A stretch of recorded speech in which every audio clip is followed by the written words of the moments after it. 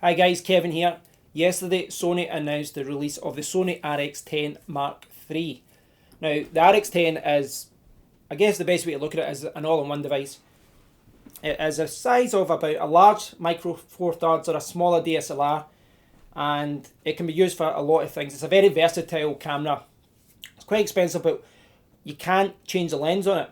It has one really big zoom lens on it.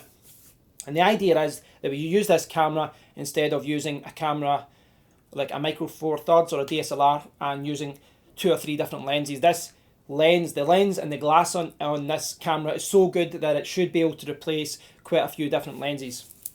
It's always had good reviews, the RX10, and I'm sure that the Mark III will as well. One of the things that I liked about it is the fact that you can't change the lens. You know, I'm not a photographer, I'm not a technical person when it comes to photography.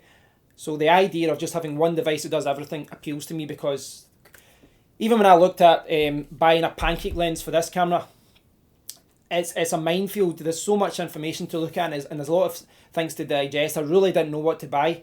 You know, and there's lenses that look like they offer you the same specifications, except some are like a few £100s, some are several £100s, and some are thousands of pounds. And for people like me, that's you know, that just puts me off. And so I like the idea of an all-in-one device.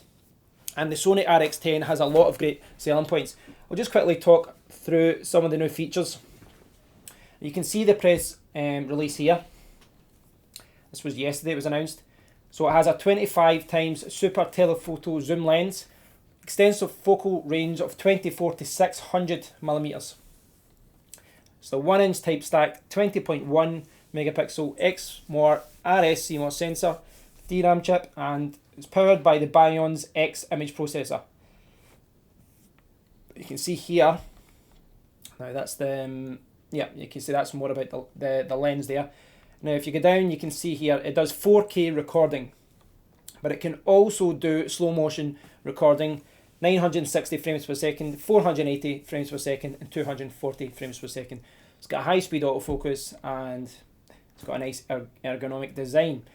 And down at the bottom you can see the price when it's released in May 2016 is $1,500 US, $2,000 Canadian.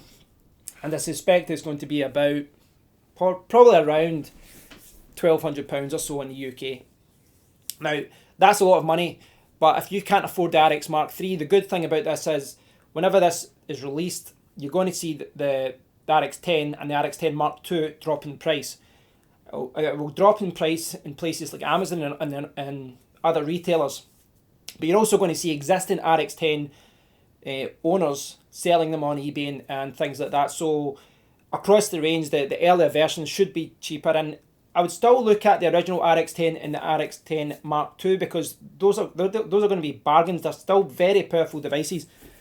If you look at the official website for this now, this is I think this is the USA Sony website. Now this gives you an idea of what this camera is like, what it can do. And you can see, look at the size of the lens on that. It's huge.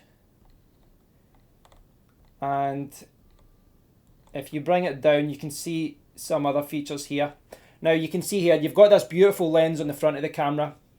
You can also see here, it's got the hot shoe, it's got the flash, it's got a microphone input, it's got a headphone input, and it's got HDMI multi input as well. Now, what that means is, for someone in my position, someone who likes to produce videos for YouTube, this makes the RX10, sorry, the RX10 Mark III a really good device for producing videos for YouTube. Now, it is an expensive device, but this, you know, this really puts it in the same ballpark as something like a Panasonic G4.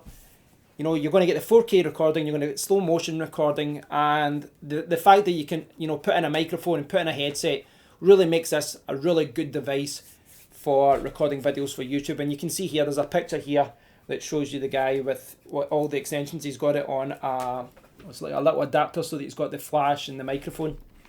And that shows you the versatility of this camera. It can be used for stills, it can be used for zoom shots, for close-up shots, it can be used for 4K recording and video recording. I've not seen any footage of it yet, but I suspect that the footage from this camera is going to be superb. So I would pay attention to this. If you're a photographer or if you're someone who wants to produce videos for YouTube, if you just want a really good camera, I would keep your eyes on the RX10 Mark III. It comes out in a month and it looks fantastic. It really does look fantastic. It's got steady shake, or steady shot, sorry. I don't know why I called that steady shake. It's got steady shot, which is a Sony thing they put in a lot of their cameras. It's got that fixed lens design. And yeah, you can see it down at the bottom of the page here. Professional class movie making, high precision 4K movies. You can record in XAVCS at 100 megabytes per second and full HD at 50 megabytes per second. And then you've got the slow motion there. I shall show you the slow motion.